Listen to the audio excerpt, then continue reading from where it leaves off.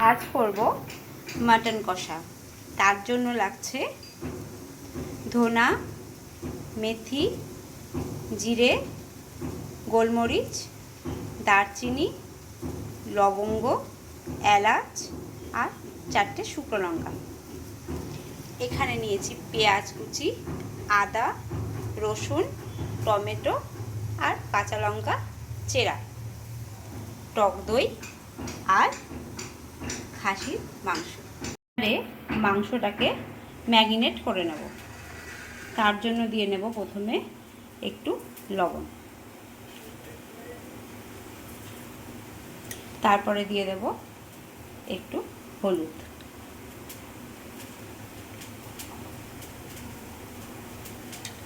তারপরে জিরের গুঁড়ো,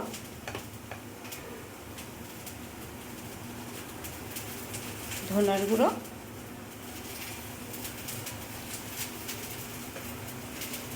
আর এই টক দইটা দিয়ে এটা মশলাটাকে ম্যারিনেট করব। এইভাবে মাংসটাকে ম্যারিনেট করে রাখতে হবে 1 ঘন্টা। এবারে কড়াইটা বসিয়ে নিলাম।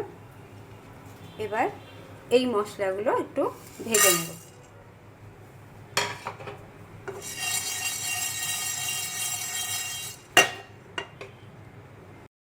দেখো এটা ভাজা হয়ে গেছে। এবার আমি এই পাত্রের মধ্যে এটা ঢেলে নিই। মাংস ম্যারিনেট করার সময় আমি একটু দই রেখে দিয়েছিলাম। ওর মধ্যে এই ভাজা মশলাটা দিয়ে দেব 1 চামচ। এর মধ্যে একটু জল দিয়ে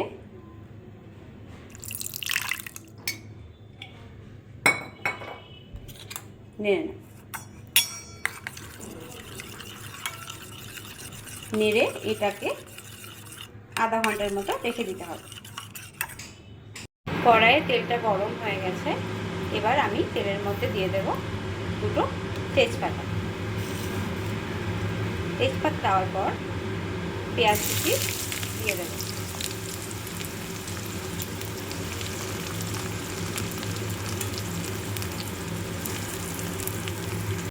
এবারে দিয়ে দেব পেঁয়াজ ভাজার মধ্যে একটু লবণ, তাহলে পেঁয়াজটা একটু তাড়াতাড়ি ভাজা হয়ে যাবে, পেঁয়াজের জলটা বেরিয়ে যাবে।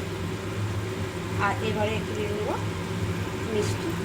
চিনিটা দেবো এই জন্যই, মিষ্টি হওয়ার জন্য না, চিনিটা দেবো পেঁয়াজের কালারটা যাতে আরও ভালো হয়। এবারে দেখো পেঁয়াজের কালারটা চেঞ্জ হয়ে গেছে। এবার আমি মশলাগুলো দিয়ে নেব। আদা রসুন বাটা,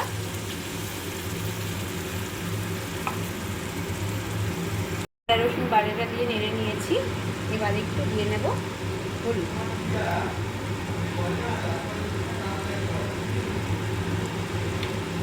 হলুদটা দিয়ে একটু নাড়িয়ে নেব।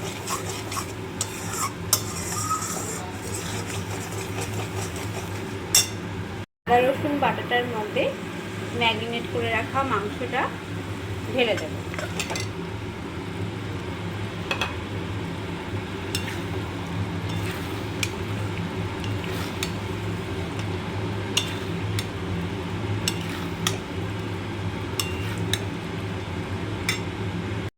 এই মাংসটা চাইলে আপনারা প্রেসারেও করতে পারবেন, আমি কড়াইয়ে করছি। এটা মশলার সাথে ভালো করে মেশানো হয়ে গেলে, দেখুন মেশানো হয়ে গেছে। এবার আমি ঢেকে দেব।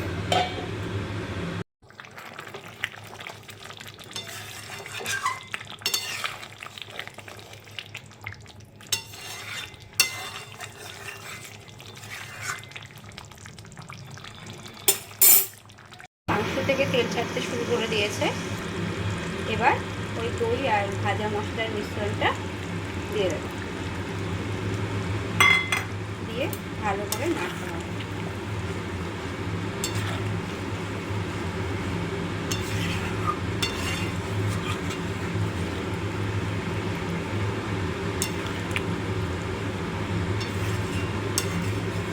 দেওয়া মাত্রই সুন্দর একটা স্মেল আসছে। দেখো শুধু কালারটা কত সুন্দর এসছে।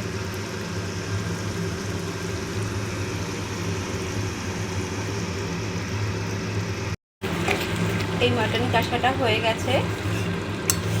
তোমরা চাইলে এর মধ্যে ধনা পাতাও দিতে পারো আর গরম মশলাও দিতে পারো। যেহেতু আমি গরম মশলা খাই না, ওই জন্য গরম মশলা দিলাম না।